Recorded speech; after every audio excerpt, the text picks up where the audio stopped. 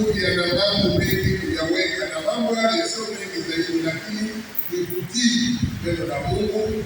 Hapo ndipo unaweza ukaona uzuri wa madhabahu ya Mungu na madhabahu yenye nguvu. Tukasema kwamba madhabahu yenye nguvu kutokana na toba, jina la Yesu Kristo, neno la Mungu, sifa na ibada, kudumu katika maombi, kufunga na kuomba, maisha ya utii.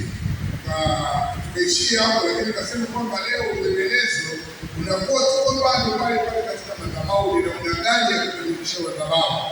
Ndio tukasema hapa leo tuna pointi nyingine 5 ambayo imekaa vizuri kusudi uendelee kujua kwamba madhabahu yako namna gani. Nasema hivi, hizi ni dalili 5 zinazoonyesha kuwa madhabahu yako ya maombi inaanza kuwa na nguvu za kiroho. Pointi ya kwanza inasema unaanza kuwa na hamu kubwa ya kuomba. Mtu anakuwa na hamu kubwa sana ya kuomba. Hapo ndio unaweza kujua kwamba madhabahu yako ya kiroho inaanza kukua. Kwa hiyo unaishi ndani mwako tamaa ya kumtafuta Mungu mara kwa mara, hata bila kulazimishwa. Roho Mtakatifu anakuvuta karibu na Mungu. Hii hapa tunaona katika Wakolosai Wathesalonike 5 mstari wa 17.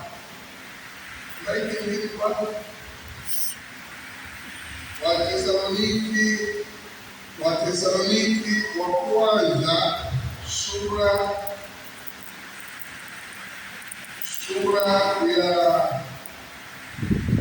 sura ya 5 mstari wa 17.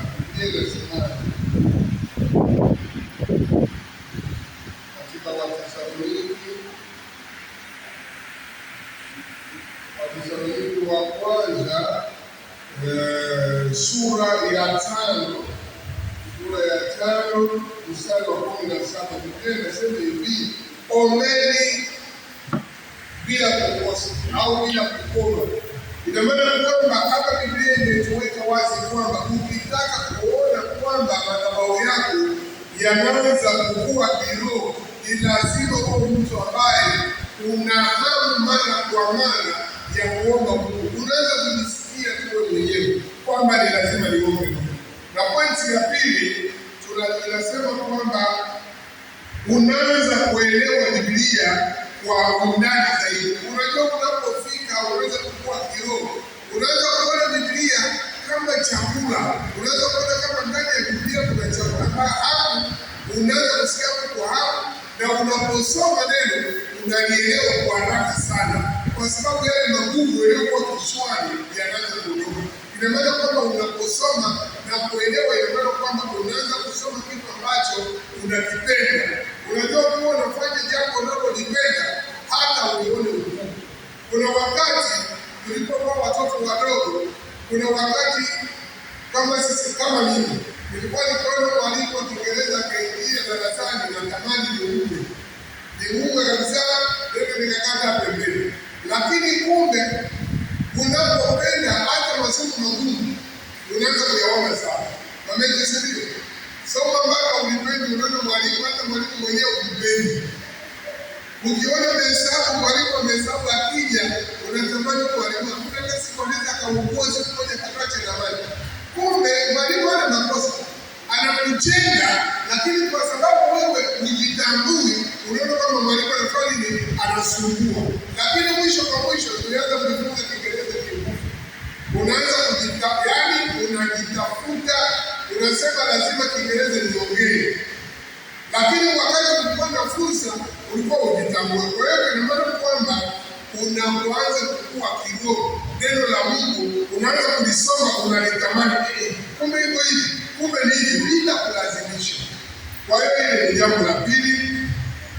Na hapa tunaenda kwenye jambo la kwanza na la pili. Tulisema kwamba unaanza kuelewa Biblia kwa undani zaidi.